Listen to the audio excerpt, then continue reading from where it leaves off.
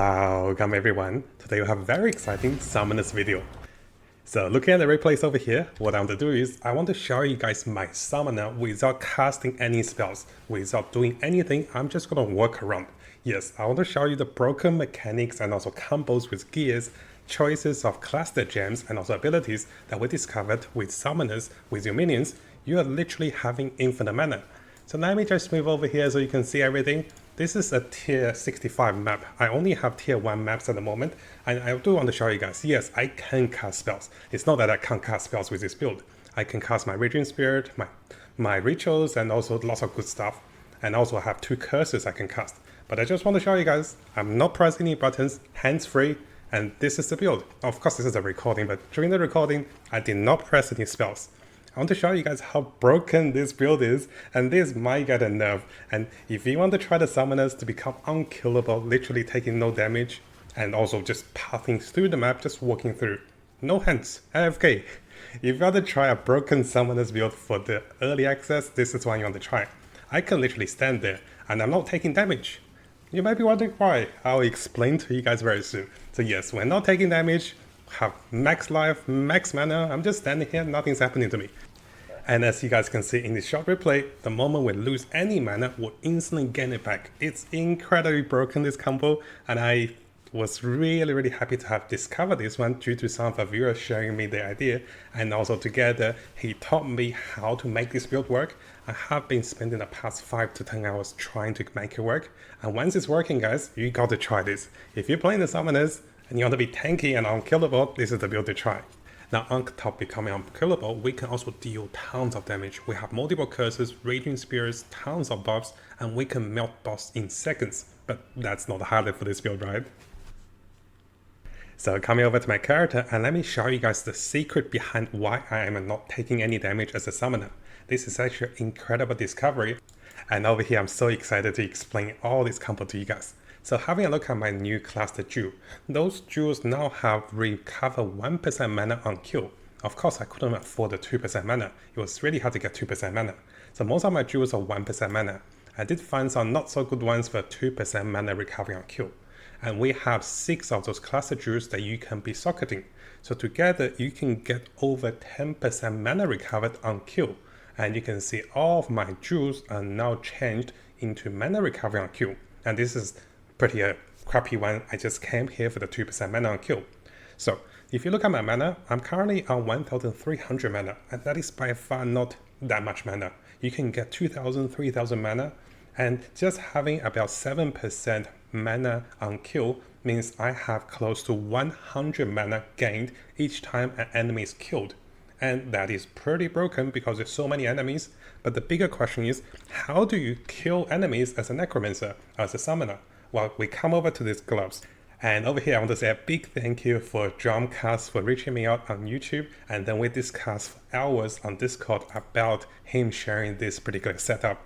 So he revealed that using this particular unique gloves, this makes the build broken. Because now enemies who are killed by your minions consider are killed by you. We get to do what you can see in the video over here. We can just literally walk up to enemies, we're gaining so much mana and we're not taking damage anymore. Simply because we have mind over matter and we're gaining way more mana than what the enemy can deal damage to us. So this particular build can scale incredibly well as you gain even higher maximum mana, and this means you become unkillable. It's extremely good against multiple enemies and farming the map. You know, it might not be perfect against the boss, but against any trash mobs, any elites, you're incredibly durable. You're pretty much invulnerable. And this is pretty broken, right? So those are the incredible combination I want to teach you guys in this particular build. Now, of course, over here, we also have mind over matter. This is what makes things possible. At the same time, we're also gaining more mana from mana recruit, damage recruit as mana, together with this particular belt that also gives you 50% damage recruit as mana. You can find even more nodes over here, damage recruit as mana, giving us even more mana and then becoming unkillable. Now, as you guys can see, I did change my skill tree quite a bit. So this will be one of the major focus for the second part of the build. The first part is, let's come over to my skill tree.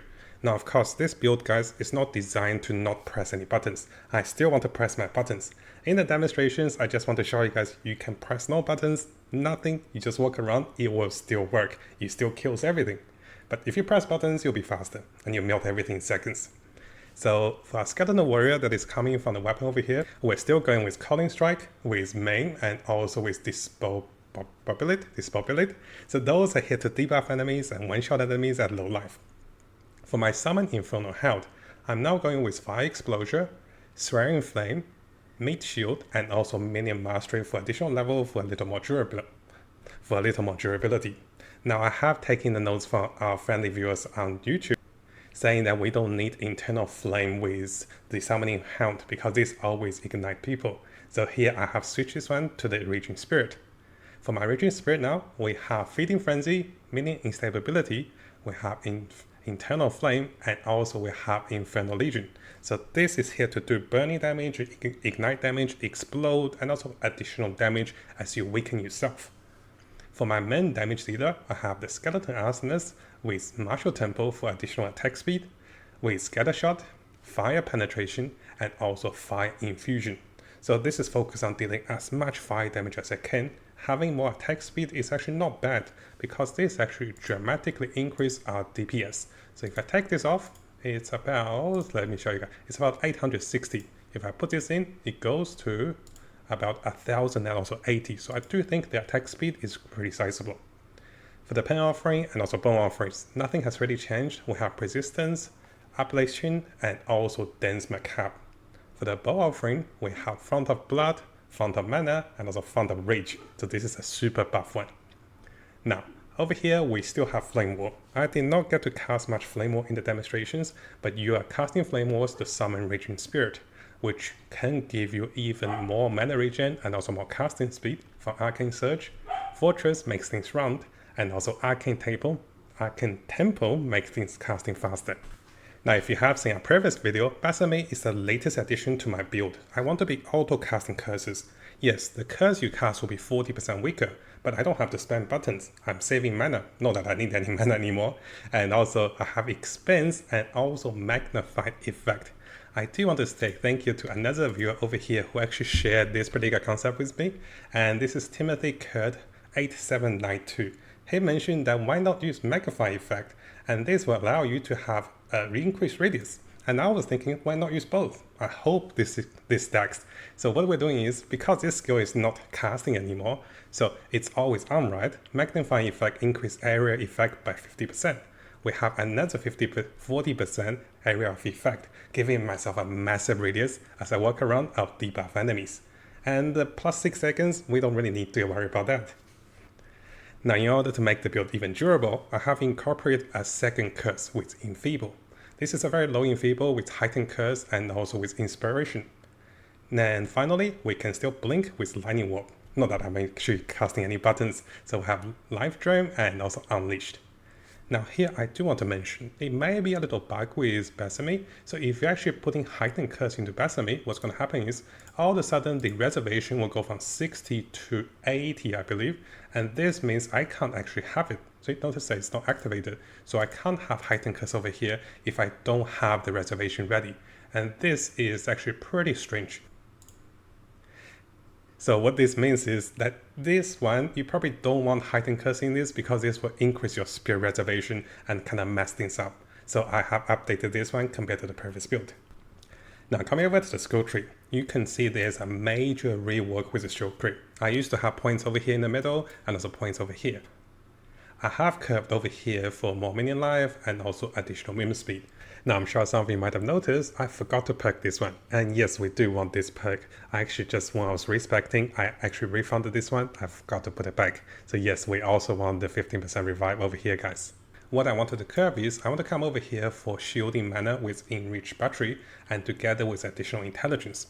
I also want to have additional curses. Even though I wasn't casting them, I can cast Enfeeble onto enemies, and I can swap between Enfeeble as an aura and then have my Flame ability as an active casting ability against the boss.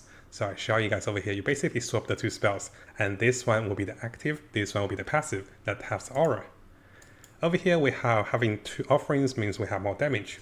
And of course we have damage recruiters mana, additional reservation, and also additional area effect and also weather and hit. This is the centerpiece of the build with Mind Over Matter. together with points over here for additional resistance, additional effect, and also additional revive speed. So the biggest focus is the pathing of the cluster jewels. I'm trying to get as many cluster jewels as I can, but ideally guys, even if you have 3 cluster jewels, this build can work. So each of the jewels, the major focus is to have 2% mana on kill. And in case you guys are wondering, yes, we will be looking for those particular items, and if you can pick up any of those for 1 Exalt, that is amazing discount. I'm actually going to try to see if we can pick up any. So yes, you want to pick up those as quickly as you can. So this is why you should subscribe, turn the notification on, and stay tuned for the latest build so you can pick up the cheapest items. I'm sure those gems will go up so much. I bought those for about 2 to 3 Exalt, so I don't think they will be selling me for 1 Exalt. Those are underpriced. Most of my jewels are actually 1% mana recovery on kill because I can't buy the better ones because it's very expensive. So the most costly part about this build is try to get the 1% something good or get the 2% something so-so and get at least 3% or 5 or 7% mana recovery on kill. And this in combination with all the sockets that's over here means you have over 100 mana per kill against enemies. And everything works together because of this glove. Now this glove is currently only selling for 1 Exalt on the market, and if you want to pick up this one quickly, you should consider getting this one. And I did find myself a very nice one with 2 sockets. On the next video, I'll show you guys some incredible crafting method that I was able to get 2 sockets by crafting. And yes, I also crafted this amulet. I'm going to show you guys on the next video, so stay tuned. I'm so excited to share with you guys additional crafting method. So briefly going through my items. The weapon is still the same. I have had advice from viewers to increase the quality of this weapon, which will increase higher spirit. I'm a little greedy actually. I want to save my increased quality items to the next tier of the weapon, to +4. That's why I haven't socketed this one, I haven't increased the spirit. I know I can, but I want to replace this one in a day or 2. So once I get +4 to all minions, then I can do the socketing, do the spirits, and also do the quality up. We have the helmet over here. I did adjust the helmet a little bit, so basically I tried to craft the helmet a little bit. Nothing too much fancy, it's a +2 minion skills. Here is the major crafting I achieved before making this video. And this one is incredibly good. We have +40 to spirit, +2 to all minion skills, and 18% damage taken recoup as mana. So now suddenly we have 88% damage taken recoup as mana. If I get this knot over here in the future, I have 94% damage taken as mana recouped. And that means over 8 seconds, I'll get so much mana. The rings are pretty standard. I did try to craft the rings, not very successful, but not bad. Some pretty decent stats, because you'll be needing a lot of stats over here. You can see I power up my stats. And of course, this build allows us to have damage recoup as mana, giving us even higher mana, especially against the boss, because we can't really get mana from killing monsters during the boss fight. The boots here is just for mobility. I will be updating these boots very soon. And finally, we have decided to go with a high blockchain shield. We will be perking into additional blockchains that is on the tree to give us even more defensiveness. More blockchains means more survivability, and this also means we can't be killed. Over here, we'll be focused on maximum life, resistance, mana, intelligence, and also try to get your resistance close to 75% and together over 50 or maybe over 30 for chaos. But even with my current resistance, and I haven't socketed anything, notice that I haven't socketed most of the things because I haven't decided what to socket, and because we're already unkillable, I don't think I need to socket anything yet. I'm gonna wait to see what I'm lacking in the future and then update with you guys what to socket, because even with this resistance, I wasn't getting killed, I wasn't losing any health or mana. So briefly going through the skill rotations. Well, you just click your mouse, you run around, things will die. And you can even take away Summoning Radiant Spirit, because I wasn't using this one, right? You can take away this and summon one more. Of course, you probably don't want to do this. If you want to play an active summoner, you can still cast your Firewalls. Casting 2 Firewalls means you have 2 Firewalls and you have 10 Radiant Spirit, dealing a lot more damage. At the same time, you should be casting Offerings. Casting Offerings gives your team tons of damage bonus, and this means we have a lot of buff. Together with casting Enfeeble means you can weaken enemies and then you no longer take that much damage. And should you want to go against the boss, what I recommend is just switch Enfeeble and also switch Flammability. by switching those two, you can cast flame ability directly on the boss and dealing way more damage against the boss for a single target damage. Now normally I would say let's come over to the skill rotations. Well, I'm just walking around in this replay. So what I'll do is I'll share this short clip of the replay to show you guys we're unkillable with this setup. And of course I won't bore you guys with like 10 minutes of replay, we'll just have a look at 3 or 2 minutes, you get to see the gist of the build. And again guys, you can cast spells. It's not that you're not allowed to cast spells. I will just try to be a little exaggerated to show you that I don't have to cast spells and we can still kill everything as this new broken summoner. So let me know in the comments guys, what do you think about this build? And if you do have cool build ideas for the summoners or any other build, make sure you contact me directly on Discord or maybe send me a message on YouTube. It is a little harder for me to read all the messages, so the best way to contact me is by joining our Discord group and then direct messaging me. And as you guys can see, this is a wonderful, wonderful build. So a big thank you to Dramkast for sharing his concept and helping me making this work and sharing with everyone. Now before I finish the video, because I love you guys and also I like to do market searchings, and what I do is I'll show you guys the filters to buy the critical items for this build. Yes, those critical gloves, they're only selling for 1 exalt. I recommend getting as high mana gain as you can per enemy killed, but that's not really a big deal. You just want to get these gloves and it's so cheap.